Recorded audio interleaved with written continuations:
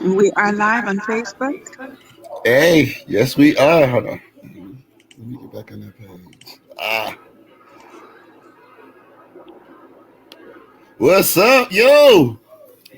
Jonny Tee, the legend in the building, man. Give me about a minute, man. I want to holler at you, but I got to get the radio included. So give me about a minute and let the song play. Got to do my spiel, but then I got you, all right? All good. All good. Easy, man. So, yeah, I But want to we talk to you are about you, live. Cal State Fullerton Titan, huh? Yeah. Once upon a time. Yeah. We're going to talk a little bit about that, man. Mm-hmm. Easy. Hold on. Let me make sure I got this. The radio ready. Bear with me, you guys. I am right-handed. Yeah. This left-hand stuff is crazy, but I'm going to get it done. He's in the cast. Yeah. All right. Hold on. It's okay. It's okay. Oh, we're going to do it. You know me. We're one finger typers at the moment. For real. Left-handed too. Ooh-wee. Hold on. Settle this. Yo. What's up, everybody? This is Select the Shig, and we are KKSH to the dubs. You know, that's 2020 to the world. You know, got a special guest interview. Got to give a shout out to our sponsors. Hey, El, can you hear me? Yes. We're going to give a shout out to our sponsors with Fila Vines, Fila Cigars, Custom Controllers, Ink, 206 Rob Ross and Colossal Life, Bucalini.com, Middle Finger Nation. Middle Finger Nation.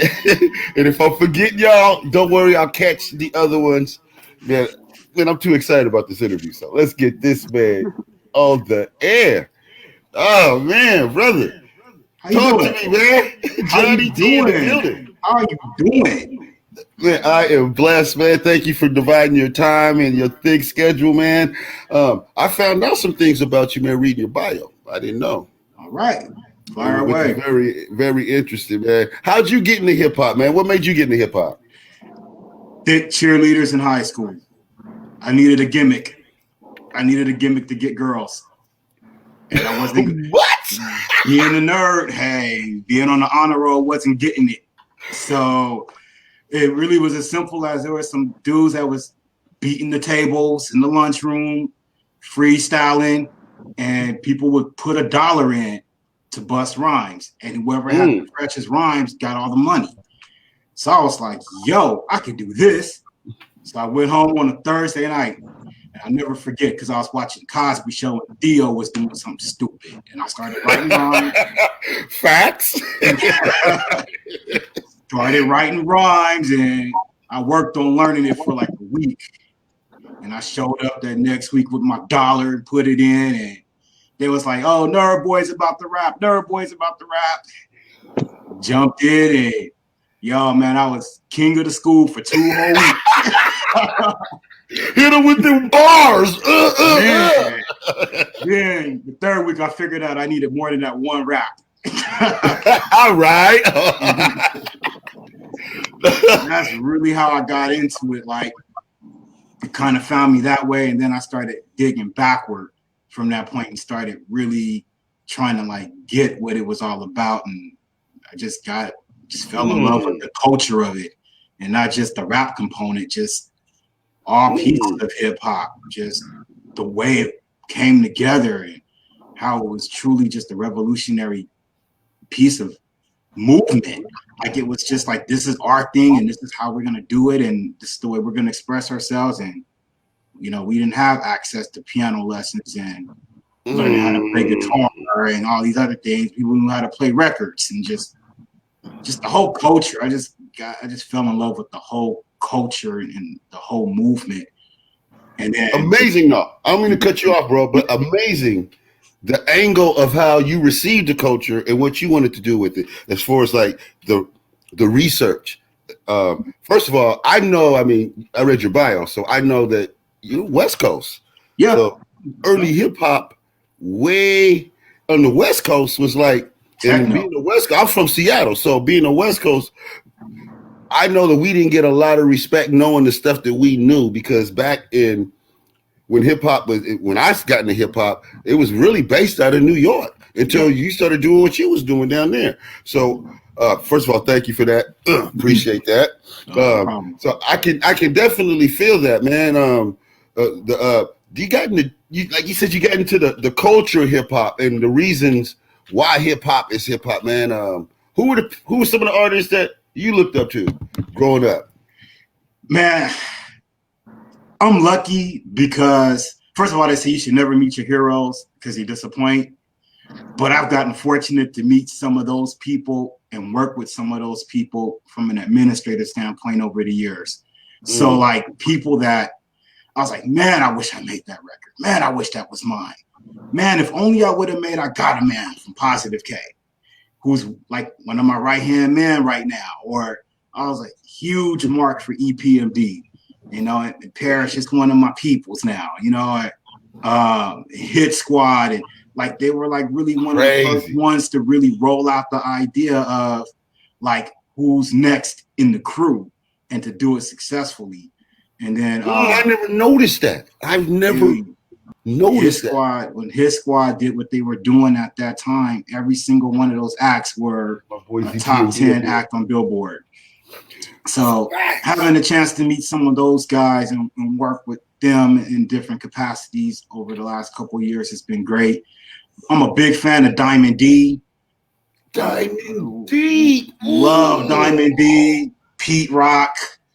I mean, and these are guys that still turn out great records and produce for a lot of, you know, like that oriented style of hip hop, East Coast street style. And then off the West, I mean, it took me a minute really to get with a lot of West Coast rap because it's just, I was more into lyricism more than I was like the gangster side of it. But out here we had groups like from Oakland, like Souls of Mischief, and Hieroglyphics. And then like I started paying attention to Ice Cube because I was in the Del the Funky Homo Sapien. So like I went backward on that the other way around. But I think one of the greatest West Coast rap albums ever was Ice Cube's Death Certificate. No question about it. My top 5 all time. Facts. Facts. Like, even though it wasn't like his biggest selling record, to me, it was like the biggest impact record. Death in the Life Side, King. Yep. And it's just, I mean, everything he was talking about on that album, if you just look at the conditions of our world today, like it's a relevant record today. Kids, go listen to Death Certificate. Facts. Go get it. Go listen to it. Like it's think about it. That whole era. Think about it. That era. I want all the listeners out there, especially the artists out there, that's trying to be like my man. And we're gonna get into some questions like that too. But what pulled you in to the science, the essence, the true part of hip hop? That's what I want to get them to understand, that, hey, you guys out there that's in this room, y'all is very similar to this king, how you got drawn into the essence and the true energy and the purpose of hip hop, man. And I definitely appreciate you about that. Yeah. Thanks, man. You know, it's you can't really appreciate one aspect of it until you understand all the other pieces of it that made it work. Like the MCing part of it, which is the part that a lot of people gets glamorized. People, it's the most profitable part of it, but it was like one of the least important parts of it in terms of the evolution of the culture. Like you start breaking down like the real elements of hip hop, like the rap part of it. I mean, important, but it's seen of equal importance or maybe a little lesser importance than the graffiti arts, which is the way that neighborhoods communicated with each other. It was like the news, or you start looking at like knowledge. Like at that time, if you were gonna be able to say something, people have to feel like the kings have to feel like you had something worth the while to say. So you have to have an acquisition to have a knowledge base. And then like so much of hip hop was about the dancing part of it, like the b-boying, the break dancing. And and there was so much breakdance culture out That's here. I like that. In the 80s out here in Los Angeles, like that was probably the most prevalent piece of hip hop for the West Coast for a long time. Like Venice Beach and yes, I'm a huge wrestling fan and podcast host. And one of my first wrestling event that I went to, I'll never forget because it was on my birthday. And there was some guy that was going against some wrestler, but it was an unknown wrestler. And he came out to the ring and he did a breakdancing piece to try to get the crowd into him because nobody knew who he was. And so just the fact that they were able to do like that breakdancing piece, like in LA at the LA Sports Arena. Fire! Who was that? What was it? Who was that, bro? I'm from the old school. I might know who that was. Man, it was some white dude. I'm gonna go look that up. This dude was breakdancing his ass off. Man, bro, bringing our culture to wrestling back then. Right? You know what I'm saying?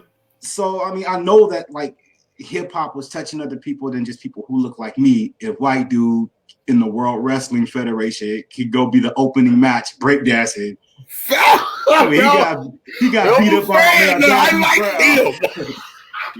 He got beat up, but he had my support. I was cheering for him. Easy. Hey man, what's crazy is that the growth of hip hop. Now, this is something. I mean, you're probably. Well, I gotta ask you this question here, man. And hip hop, over the last, since the evolution, since you started, hip hop has started all the way to right now. If there was something that that's changed in hip hop that you can change back, what's the one thing that you would change back? Wow, that's a great question. I think that I would like to be able to bring back a feel of love and respect for the total culture of it, more than just people seeing it as a ticket out the hood or just a ticket to get paid quick or something like that. Like I really like, I think it's great that so many people rap. I mean, it's proven that hip hop has touched the world, but just by the numbers of people who want to rap. But I feel like at some point with it, like there was a standard. And I love that everyone feels like they could do it. But in terms of what feeds me creatively and in terms of what just feeds my spirit musically, I just feel like the vibe for it, like I have to look really hard in some places to find what I need to feed me. Like I was motivated by records to create records, and I want to continue to be motivated by other records to want to make records. The sound has evolved. Like if you look at people who was rapping out the late 80s, they would have looked at the early 90s groups like A Tribe Called Quest and been like, oh, they're killing hip hop. And you look at early 90s people and look at what the second half of the 90s like Puff Daddy and them did, and they'd be like, oh, they're killing hip hop. And then you look at what people was doing in the mid 90s. Every 5 years out, they're looking at like who's killing hip hop. Same story, ain't it? And now you got people that came through it through those eras, looking at what these young cats are doing and being like, they killing hip hop.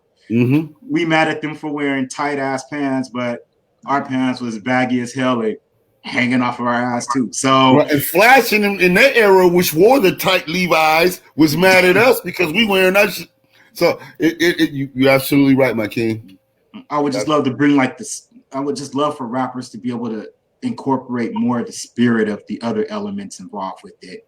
You know. I mean, I don't expect rappers to be out there breakdancing like they're in Venice Beach, but it'd be cool to find a breakdancer to throw in your video sometime. I mean, I don't mind looking at dime pieces, but I feel like a lot of the formula is antiquated and it's the same formula in a lot of the visuals now. So like, let's evolve past the drug deal on the app. Let's evolve past the stripper. We've all seen her already. Just go to Instagram. It's free now. You know what I'm saying? And stay away from the pages that got them OnlyFans links. You know they're not there to socialize. Wait, hold on. You got unless we got the money. Now see, I also found out through your bio that not only are you an awesome artist, but you're an executive. Now, I want to ask you this, because the way you answered that last question, I want to know which way you were looking which angle you were looking for that answer at? I mean, was that like, are you looking? Did you answer that as an artist or did you answer that as an executive?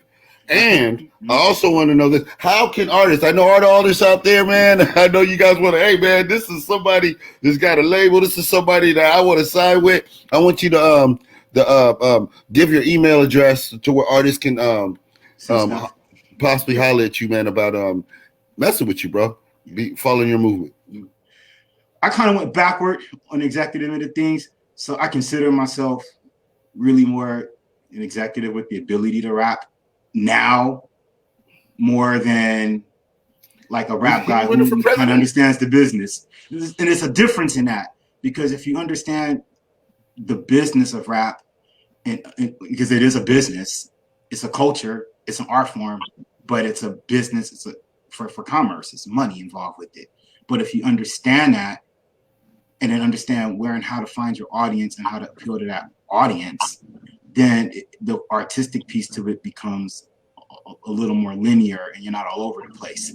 I would just say I'll answer the question from both perspectives. I feel like there's a way to have a balance of both. There's a way to be able, it doesn't have to be this tug of war and you have the far left. We're going to throw political terms in this since we're hearing so much of it. You have the far left who only want to be artists, and then you have the far right who are executives who only want to make money. And it became a viable commercial, financially, like it became like the #1 genre of music for like almost 10 years by it simply being what it was, which was just this creative energy that was in tune to all of these other pieces of it that made it what it was.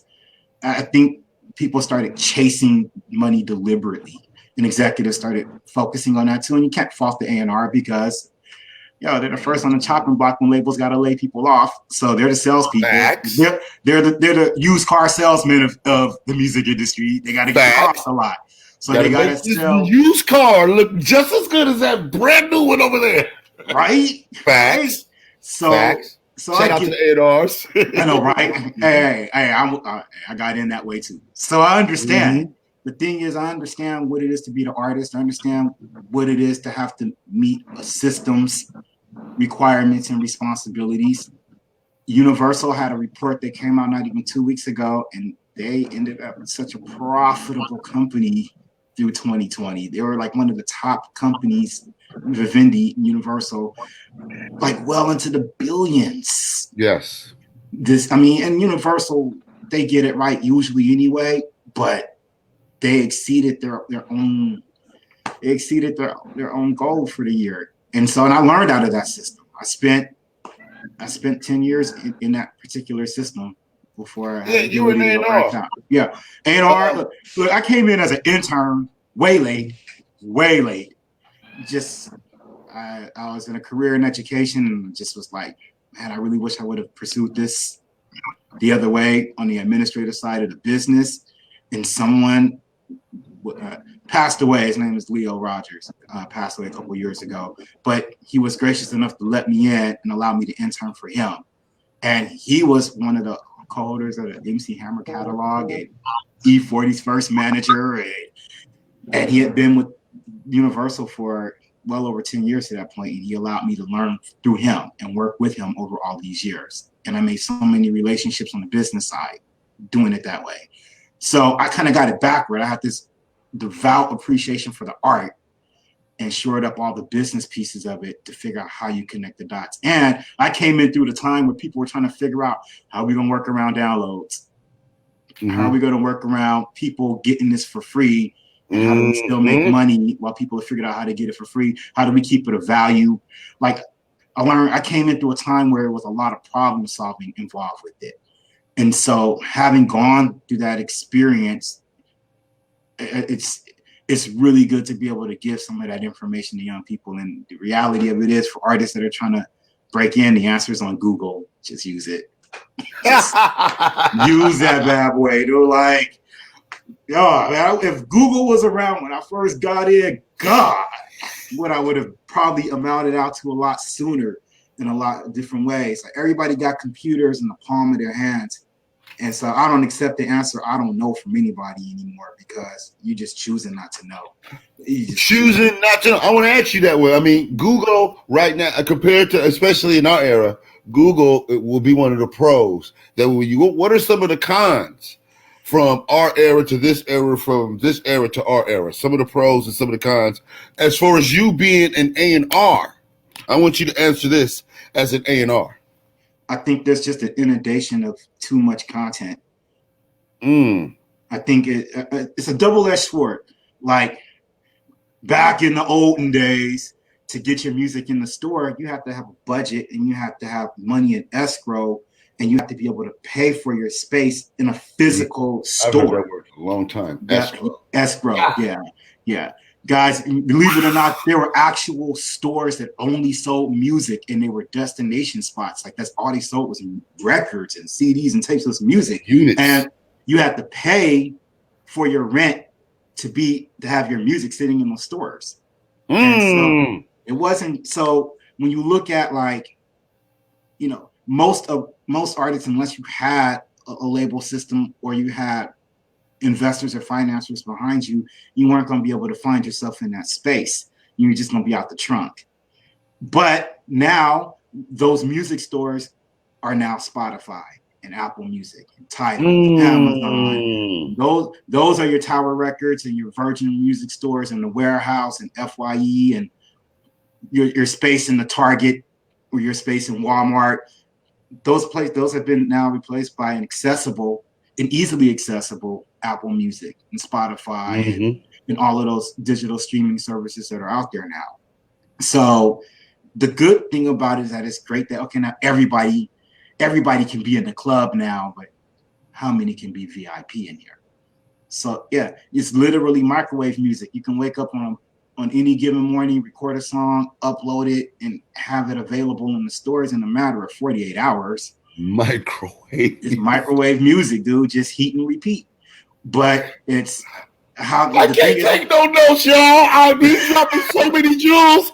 My hand is messed up. I broke my hand. I can't. You dropping so much. I'm glad this is on film. We got to record it. Keep going, bro. I'm sorry. Oh, you be dropping so many jewels, man. I would be writing.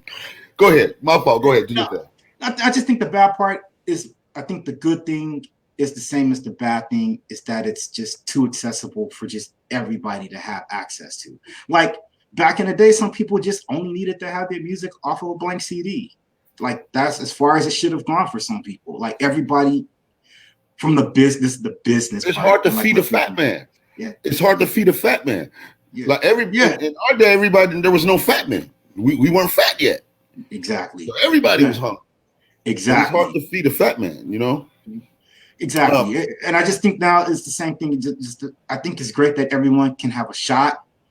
I just think that from an A&R perspective, like my LinkedIn, like I have to walk away from it for a minute. It's just too much coming in at one time. There's only one me, you know, and you know, I'm self-made and I'm by myself. Like I don't have multiple departments of people that's paid to just evaluate records that are just coming in nonstop. And some of it is like really good stuff that I get. And then some of it is just like, I get really good stuff from artists who believe they know more and can do more than what they really are adept and capable of doing. And I get stuff from people whose stuff is not so great, but they'll listen. And so I'm inclined to work more with the not so great one that I can work with longer term over time. Because you can work out finesse pieces. If it's just the issue with the way the person's I gotta stop you right there, though. I gotta stop you right there. Do you guys hear that? This is an executive here. This is an A&R. Did you hear? I want you to understand what, because I got a lot of artists that listen that are on the station right now, and I want y'all to understand that part is that basically humbleness. I heard, I mean, like, you know, like, I'm not looking to make best friends with acts and they're gonna show up for Thanksgiving dinner post COVID, of course. It'd be great if we could all sit down and break bread together and develop a friendship out of business, but business is what's predicating the relationship. So you got to be able to do business together, and you just can't. And there's no there's no other place in business. Like, you can't work in corporate and Walmart and not listen to people in the other departments if you want Walmart as a brand to evolve and do well. So with artists, it's the same thing with music. Like, everybody got to be able to be on the same team. People hate the B word, budget, but you have to be able to put something into it in order to make it grow. Like any other business. Like, I keep saying Walmart, and I don't know why. I'm trying to catch a roll back. Walmart don't just pop up. They got to pay rent for that building. They built a building. So they have to put up capital to be who they are where they are. And as an artist, you got to put up capital to be who you are. You ain't got to put up the deed to the house. But like, even if you just put your music out in Spotify, you got to pay a service at least $10 to do that much. And if you can't show up with that, game over. It's a business. And so you got to be able to put in on it. Even in the old days, if you're trying to get your tapes out of the street, you have to pay money to get tapes made or CDs made or CDs, posters made or whatever you radio play. All that was costing, right? You know what I'm saying?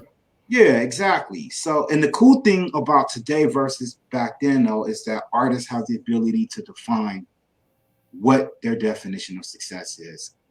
They don't have a label telling you that the same way. So there's so many different avenues. People are all wanting to cloud up one lane, and you can do so much. You can get. I have artists that I help get music placed in television commercials and TV shows, and it's a whole lot easier to make $2,500 for letting Amazon or Netflix use your song that's programmed like a Drake song, and they can pay you $2,500 for it because they're not going to pay Drake $25,000 for it and deal with the licensing people at Universal for it. And think of how much money. Think of how many streams you have to earn in order to make $2,500 versus just making it for letting these people use your song for 40 seconds in a film. So, like, you can win, and we're just talking like $2,500. We're not talking $25 million. We're not talking you popping bottles every weekend on a yacht. Right. But that's an example of an independent win. If anybody wants to spend that kind of money, and a system like that wants to spend money on your music, and once you've done it once, you've got the past to make it happen again. Like, that's one avenue. And a lot of artists aren't aware of that. You can do that. All radio play is radio play. So you don't have to be on the big FM station in your market in order to earn what I call the mailbox checks, the radio, the royalty money that comes from airplay. Yes. There's so many different checks, baby. Yeah, there's so many versions of radio play. Oh my goodness. There is so many versions of it. Oh no, we ain't gonna you gotta contact my man with a budget, and he can talk to you personally about that. We gonna make sure that you guys get all this information. 3 figures will get you started, guys. 3 figures. I'm not saying thousands and tens of thousands. Obviously, the more you have, the more you can do. But I think the last thing I'll say on this is, I think it's important for artists to understand what their goal is and to really know what it is. Some people, I hear people say, I just want a distribution deal. And the reality of it is like, you can go get one of those. Everybody can go. There's plenty of services that will distribute you. In distribution deal, and they will show you a whole bunch of people that will provide that service for you. You can do that. In fact, that's the easiest part of it, probably right about now. Yes, it is. But they're saying they want distribution as a deal without understanding, like, what they're really asking for is marketing also and promotions also and all the other pieces to it. And it's not the same. But all this information is for sale. Hold on. We're going to stop that right there. They got to buy that. So I think just understand what your definition of success is, and just know what you want, and then go get it. And then just go get it. That's it. Everything's not for everybody. I have one artist who's like very prolific. He's done work with a lot of names in the business. Shout out to Noah Jones, who just decided, yo, man, I don't want to deal with these stores anymore. I don't want to deal with this other avenue anymore. He had enough of a fan base. He launched his own site. And and people are paying. He's just charging a subscription. And my man, every Monday, he goes live on Facebook. People can watch him create the song that will go live that Friday. And you have to be subscribed.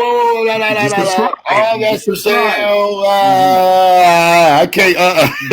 But he decided. Jules. But you decided no more jewels, bro.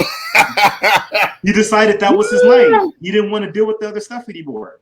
That's beautiful. And it's profitable to do it that way too. So there's no one right way. There's no one path. You just have to know what it is that you want and then be convicted by it and then just go get it that particular way. That's it. Everybody's not going to end up on the 3 record labels. There's only room for like 10 at a time, 15 tops. They're not going to let in 2.5 billion rappers anymore. That era is done. You better start making EDM or some folk music. Start honing your pen to write for people. If you gotta like do that then. Start writing for people. Mm-hmm. But hey, there's no room. What kept you? This is out the box, but what kept you? I mean, you've been in this for 20 years plus. Yeah, 30 years plus. What kept you hungry? Why you're more hungry now than you were when you started this? What kept you so hungry, man? What do you see the future of this? I fell in love. It's just as simple as that. I fell in love. And it's the one consistent love affair I've kept all these years. Like, look, people don't understand these days about long-term relationships. Like, a long-term relationship cycle is like I've been married 30 years. Okay, so you get it. Like, these days, I know exactly what you said. Yes. The life cycle for most relationships long-term is 3 to 5 years max, right? But right. When you've been married for 30 years, you've been invested into this person in different ways at different points in times, and that person's been invested in you in different ways in different points in times. And you guys have been strong together. You guys have been weak together. You guys have probably been strong for one when the other wasn't as strong, and vice versa. Absolutely. And then you create these things called memories that go with it. And sometimes that's what the glue that keeps you together is, like, the memories. And then sometimes you just feel like, man, ain't nobody gonna put up with me at this point anyway. So let me just go on ahead and straighten out and just date night next Friday, baby. We'll dinner on the couch. Go get blanket, you know what I'm saying? Throw out a blanket on the floor, fireplace, and have a picnic. And it's the same for hip hop. I have a relationship with it. I fell in love with it. Again, it wasn't just the rap part of it. It wasn't just the rap component. It's the culture of it. It's what it stood for, what it still stands for in so many ways. And how each generation contributes to it. And for all intents and purposes, it's still a new genre. It's still developing. Rock and roll's been around 100 years. Classical music has been around for hundreds, if not into the thousands of years. Hip hop is like not even 50 years old yet. So it's still Chris said that. Chris said that. You know, it's true. It was so real because he will be the old school artist. You know what I'm saying? Yeah, it's not even 50 years old yet. It's still developing into what it's gonna be. So so I think it's like when you start looking at why you're so hungry, like I think for so many people who went the MC route, they just want to have that one record that when people are like, yo, what were you doing when this came out? Record. Plain and simple. And I think every generation, like, they're gonna have that record no matter what. Facts. So I think just being able to make, like, to me, that's what signifies the real contribution. Not the platinum or the multi-platinum or the diamond status record. Like, that's not the part of it that, I mean, those are great accolades to have, but it's the symbolism behind it. Like that Outkast record, like, God, that Outkast record. People don't hear an Outkast song and be like, man, that's 10 million sold. Nah, like they think about what was happening at that time. Or like, yo, I ain't heard this in forever, dog. You want to make the kind of record that can potentially elicit that response from somebody in 10 years, 15 years, 20 years. Create today, keeping 15 or 20 years from now in mind. My man, Radabus Torres said his squad in the building. That's my man, 50 grand. That's bust. You, hey, his squad, hey, no lie, and it's no bias, but his squad, PMD, All right. Hit Cool Squad cat. 20, It's like that. That Hit is Squad my 2020, Hit Squad 2020, 2021. OMG. RJ the that. Realist. RJ the Realist is no joke. I need that. I need that. I will provide you what you need to have on Mr. RJ the Realist. No question. This kid named Villa G. No, I need them. I need those. I need those bars. I need those beats. I need that up on the station. I need that played, King. You hear that bus? You hear that bus? Get me that stuff. Yeah, and I will send you. RJ got some new stuff that's coming out. As a matter of fact, tomorrow, got him a Halloween release through his company as well as we partner together. We have distribution with The Orchard, which is what part is Sony Music's independent arm. So they'll be out. I will send that to you tonight. I read about that. Mm-hmm. Yep. I want to talk about a little bit about that. Mm-hmm. Hold on, man. I want to get back. I got to go play a little bit of music because of the radio side. Hey, man, absolutely. This is absolutely Jonny Tee, man. Bro, I got so much other stuff I want to ask you, man. Let me play a track real quick, and I'm gonna come back to you real quick. Hold on. No question. For the radio side, but the people out here up on the Facebook Live, we gonna still pick this King's brain, man. This guy, man. Man, I got a guy who's got like all these syllables, man, and I can't write none of them down because I got a broke. I am mad at myself about this one here. You know? Easy. Hold on. I'm about to play Jonny Tee. This song is called 1130 right here on KKSH, and we're going to be back on the radio side with my man Jonny Tee. Holla. All right, people up on the Facebook side. Easy. Hold on. Take a look at this face here. This is right. Hold on. Scruffy. I'm doing this short one here. There we go. Okay, hold on. Yeah, Jonny. Yes, sir. Yeah, bro. So you a college graduate, know that, huh? Yeah, I've read a couple books in my day. I've read some books. I've written some papers. I see. And then you went to school out here up on the west. What's crazy to me, man, is that like I'm born and raised in Seattle. Oh, hold on. Sorry, y'all. Hold on, kid. That was radio. My bad. Yeah, bro, because I'm from the West Coast too. I was born and raised out here in Seattle. And I got into hip hop before anybody on the West really came out. You had LA Dream Team, you had those guys out, and in WA, well, Ice-T really was out. He was the only guy, and then maybe a little bit of Too Short before he was Too Short. When he was Playboy Short, had him out. Yeah. So there wasn't too many people out. So the fact when West Coast rap did come out, I was so much East Coast. It did take a minute for that transformation, but when it did, though,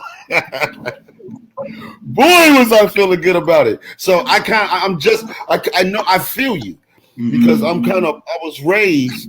My blueprint for my hip hop came from the East, but my bloodline is right here in the West, which includes you, man. Which is crazy. You Inglewood, California, too, huh? The woods of Inglewood. The woods de la Ingle. Leslie Jane Goodman, Seattle in the house. Yes. That's hometown. How can the fans find you? Your website, your music, your productions. How can they find you? I didn't give any information about how can they get a hold of you. IamJonnyTee.com.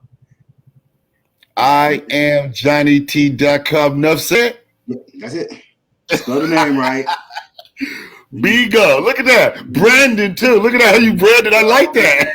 Right. There it is. I am Jonny Tee. Just like that? Just like that. And that's my handle across all of my socials. I am Jonny Tee. Just that simple.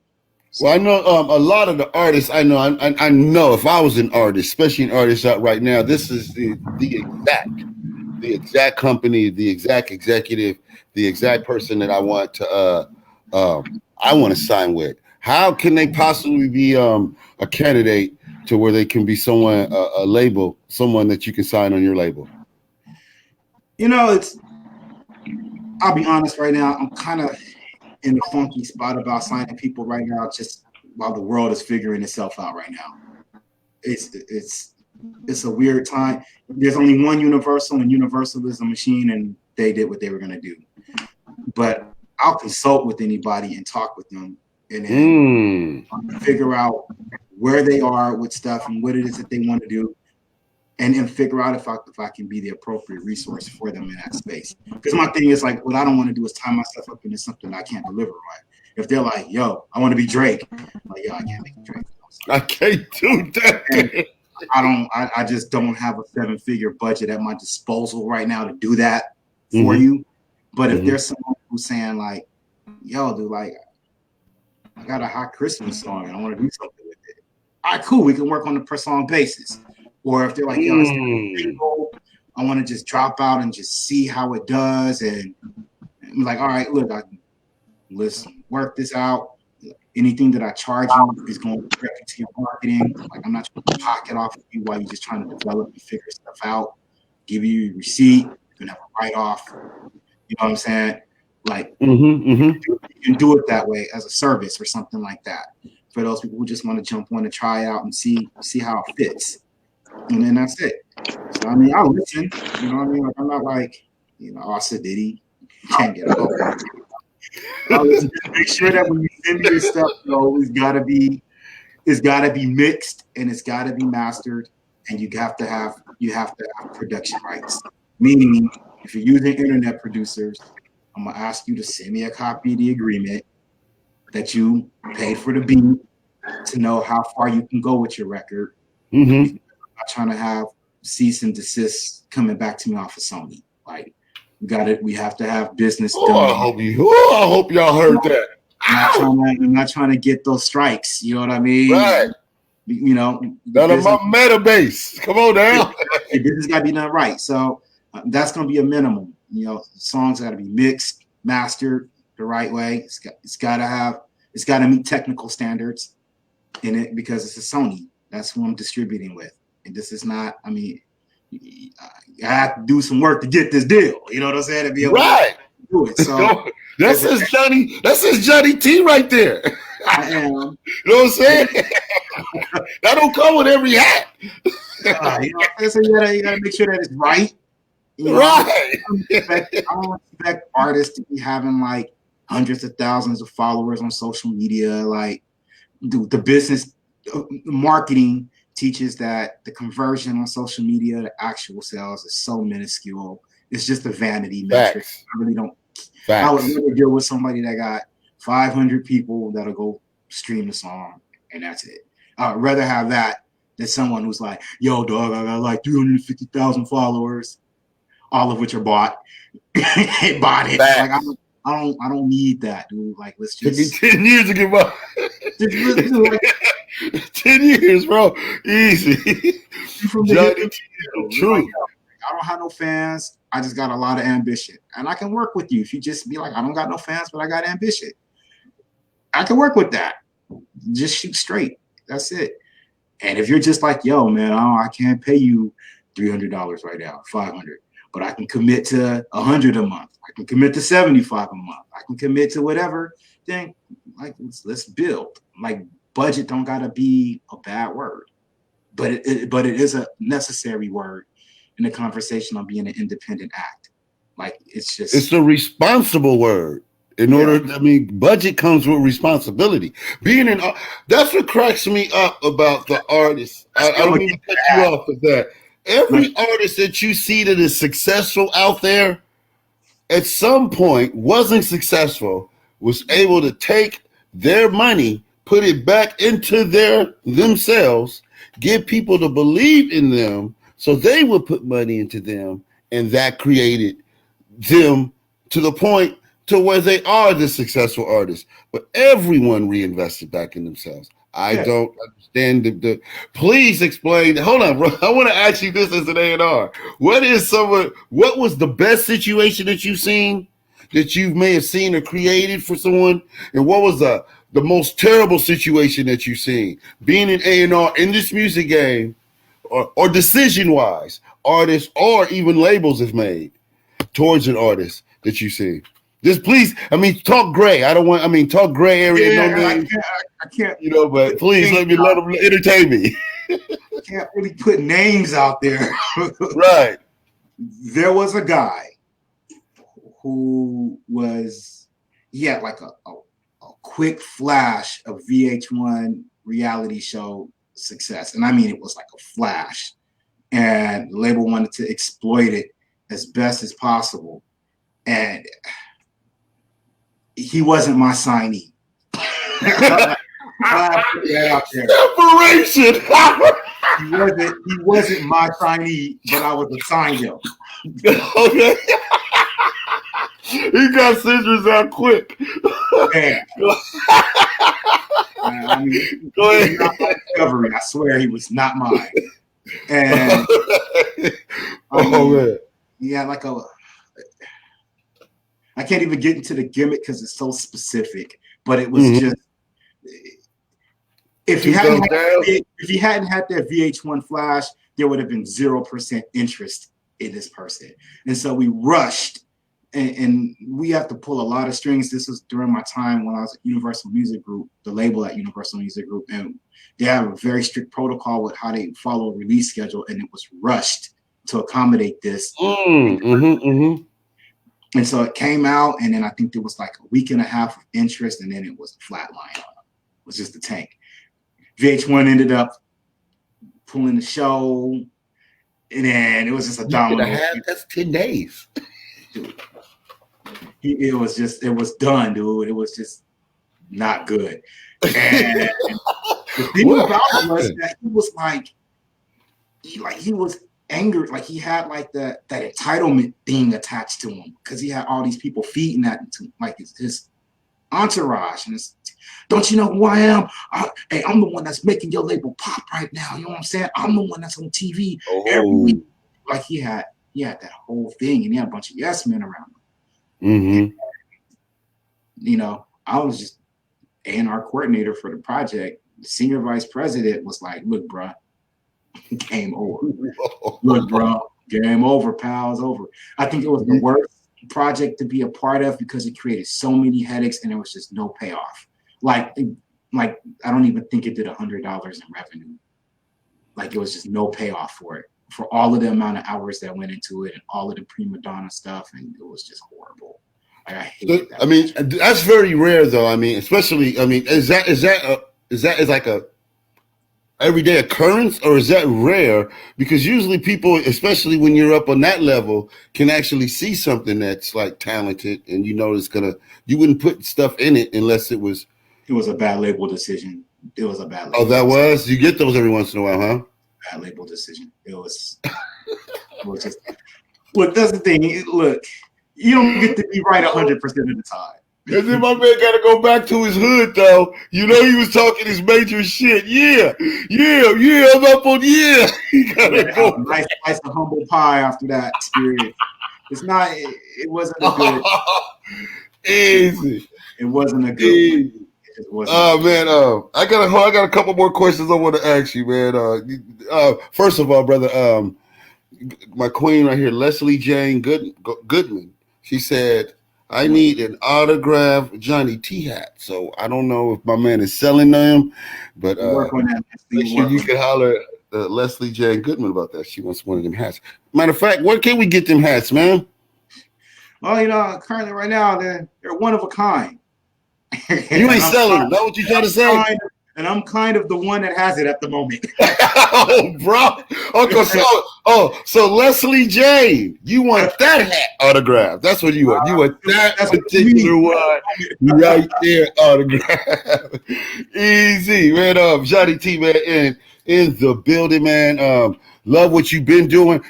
Who are some of the products that you got from your label that are out right now today? And then what are some of your future plans 30, 60, 90 days after COVID? I know, right? Yeah, we gotta be optimistic and look that way. Well, I had an interesting situation that presented itself. You know, I'm gonna preface it this way, then I'll answer the question. 2020, everybody's had a lot of focus on everything that didn't happen and everything that was taken away from them. And I chose to use the time to focus on what was being provided. And I was provided the gift of time. Brother. And during that time, I felt like I needed to utilize that time to really be anchored into like my passions. And I really love rapping. I haven't really been able to just go be Jonny Tee MC guy for a while because I've been doing other stuff. So opportunity presented itself like back in August. They were like, "Yo, T, can you get us a project by October with a company at Universal?" And you know, studios are closed, and at this time, like we were spiking pretty heavily in LA with the COVID thing at that time. Had absolutely no way of getting it done, but I was like, "Yeah, we could do it." Always say yes, even if you don't have the way. Just or let me get back to you. That works. So I got to pulling my resources together and figuring out a way to create stuff and make it work. And people record records with each other without ever setting foot in the same studio. So recording stuff started. I have there are certain internet producers that I'm a fan of, and I'm blessed to have some producers that are just my people that create for me, just because of years of relationship building with them. And when you create opportunities for others, they down to work your opportunity and be invested in you a certain kind of way. We can make it happen too. So I got a new single that's coming out, and it's special for me because it's produced by my man, the Mad Scientist, who that's like my boy. The Mad Scientist? The Mad Scientist. What? The Mad Scientist produced this new cut that's coming out called Handle It, and it comes out on the 9th of November, and that'll be available everywhere music is available during that time. And you'll be able to hear that right here on KKSH. Let them know that. Say you'll be able to hear that here on KKSH. Say it, bro. Let them hear that. Soundbite. Yo, this is the man, Jonny Tee, and you are locked in the KKSH radio, where they are rocking my new single, Handle It. That's what I'm talking about. Yeah. From the legend himself, man. Hold on, I got a couple more questions I gotta ask. I want to ask you this one though, man. You see a little kid just got into hip hop. Matter of fact, there's a kid watching this interview right now. Totally, man, engulfed in what you are, what you're about. Want to walk the path you walk type shit, right? What advice would you give that kid? Number one, love it unconditionally, because there's a lot of years where it wasn't good for me. There were some years where it was a toxic relationship. It was hard. It's hard.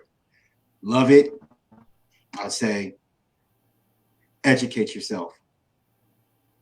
Be aware and be educated about anything that you're going to get into. Like you're not about to go be no doctor without an education of some sort. You're not about to be no ASE certified mechanic without an education of some sort. And you can't approach the commercial arts, hip hop, rap music, the music industry. Commercial arts. You can't approach it without having an education around it. So make sure you understand what you're getting into from a business standpoint. And there's so many certifications you can get online, 2 or 3 days. You don't got to spend hundreds and thousands of dollars on it. But if you do got to spend $50 to $100, dude, that's a get that right. Spend the $50 to $100 so that you don't get burnt out of hundreds of thousands of dollars and be upset and be that person talking about how the label screwed me over, later. Like, make sure you understand what you're doing. Love it. Make sure you understand it, and really just be committed to it. Understand what you want out of it, and it's a long-term journey. Like some people are blessed. And Marathon. some people it happens right away, and others of us have to take the scenic route. You know, but enjoy the view. Enjoy it. Whoa! That's just enjoy. Enjoy the view. Look, I talk to Positive K a lot, and that's my man. I love Paz. That's a music brother of mine. Paz, if you listen, I love you, bro. But his energy sometimes he can make coffee nervous. He's just like, you have to remind him, like, yo, I need you to just calm down and just experience the experience.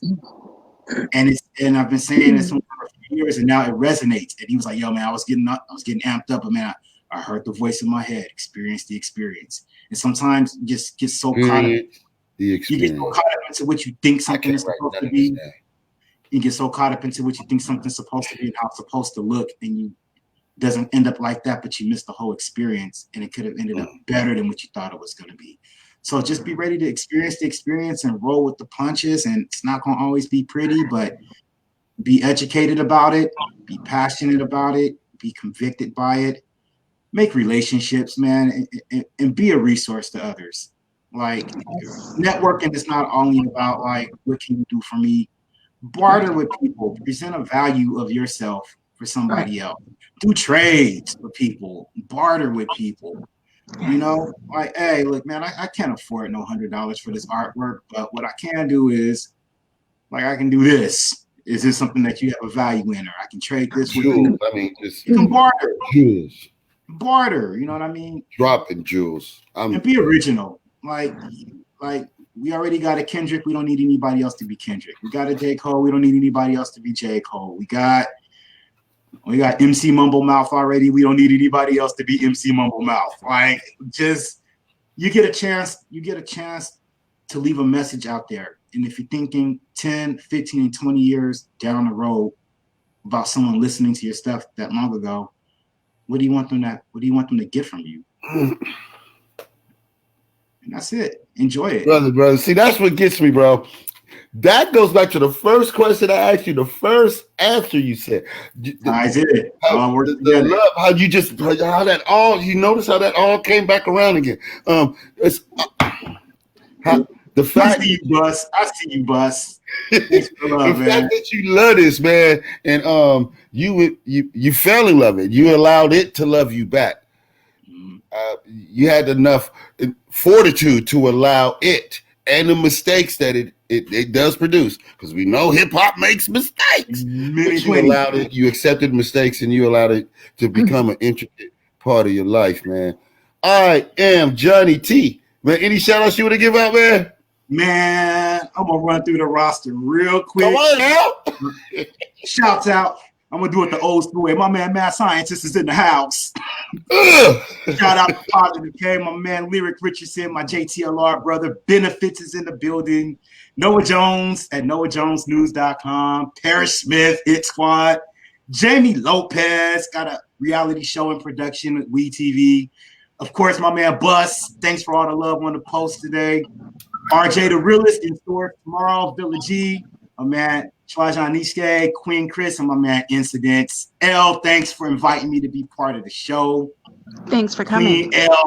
Queen L. This your family now, bro. I'm talking about knock on the door anytime you want to kick your feet up and have some popcorn brought to you, bro.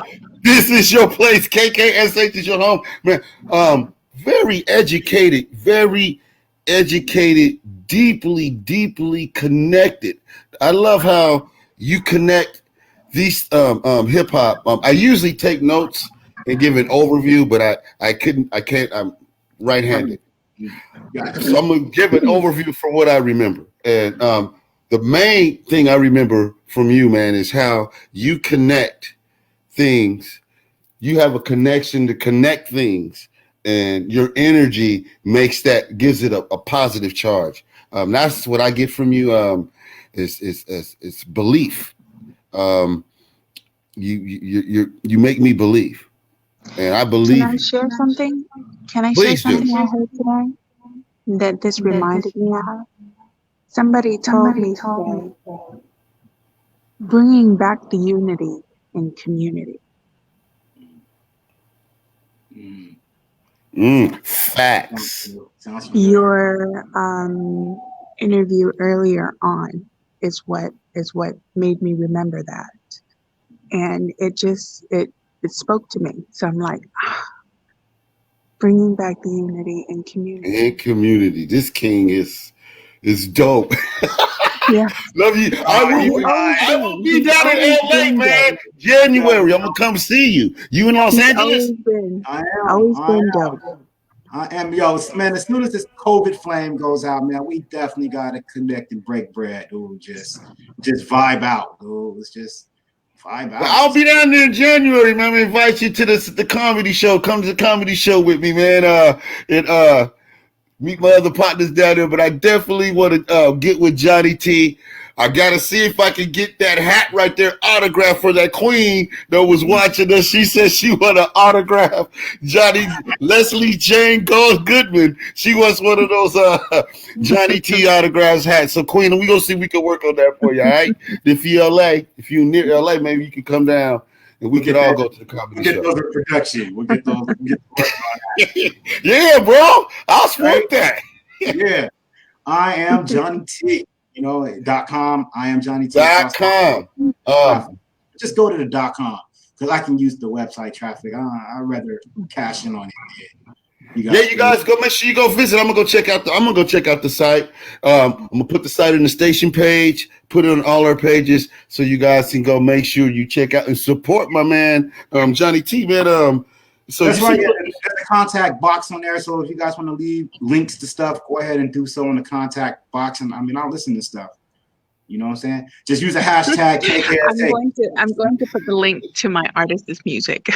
He said use the hashtag KKSH.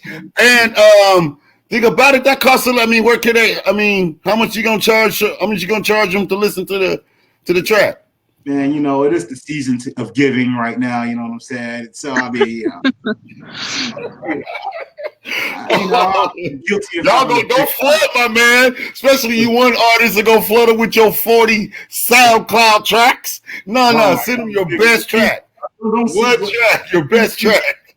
Send me your one silver bullet. You know what I mean? There we go. That part. let me want to hear the rest of them and ask for the rest of them. Send me your one hot track. You know, and I'll listen to them. Depending on how many I get, I can't promise a response for everybody. I used to hate hearing that. I can't get back to everybody, but I got to manage expectations. Yeah. Facts, bro. It's very busy, man. Man, thank you for dividing your schedule, man.